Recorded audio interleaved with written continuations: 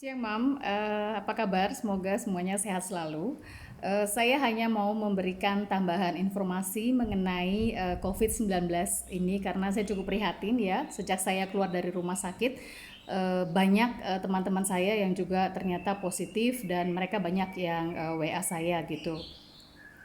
Jadi begini, ibu-ibu, eh, waktu saya di rumah sakit, selain pemberian obat-obatan, dokter lakukan juga dua hal, yaitu mewajibkan pasien untuk memakai masker yang sudah diteteskan minyak kayu putih, lalu mencuci hidung.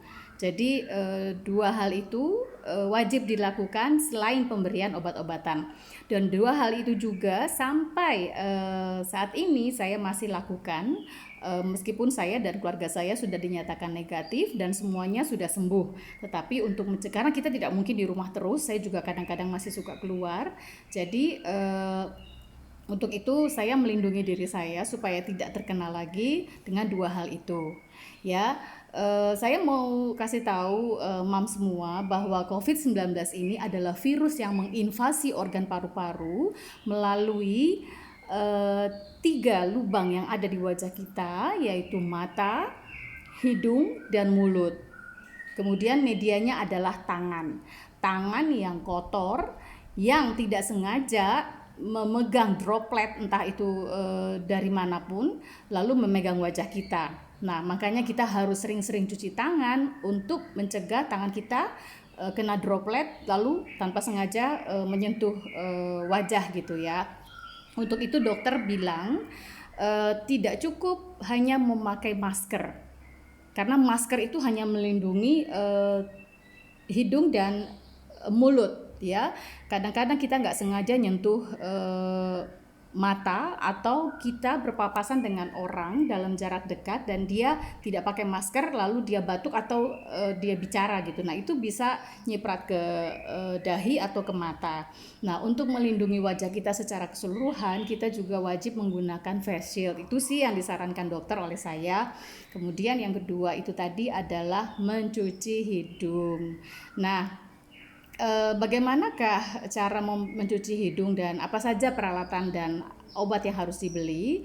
Itu saya ada bikin video di rumah sakit. Jadi dokter bilang ke saya, coba ibu bikin video untuk dikirim ke rumah gitu. Karena waktu itu kan semuanya positif kecuali anak saya yang perempuan ya, hanya dia yang bebas COVID-19. Jadi kalau Moms mau, saya bisa kirimkan video itu di grup Rembrandt, jadi semua bisa lihat, semua bisa melakukan. Kemudian yang ketiga, untuk berjaga-jaga supaya kita tidak gagal nafas dan mengalami happy hipoksia yang tadi Mbak Sari informasikan, sebenarnya itu sudah lama saya tahu waktu di rumah sakit. Jadi untuk berjaga-jaga, Moms bisa beli oximeter yang tadi saya sudah jelaskan ya, itu bisa via online atau apotik. Jadi dia portable, alatnya kecil, itu tinggal dimasukkan aja jari atau ibu jari kita ke dalam alat tersebut dan itu hanya menggunakan baterai. Jadi orang sehat kadar oksigennya di dalam darah itu harus 100. Saya sempat seminggu pertama itu 80, kemudian dokter selalu tanya, ibu sesak nggak, saya bilang nggak, saya nggak sesak gitu, jadi saya tidak perlu pakai oksigen.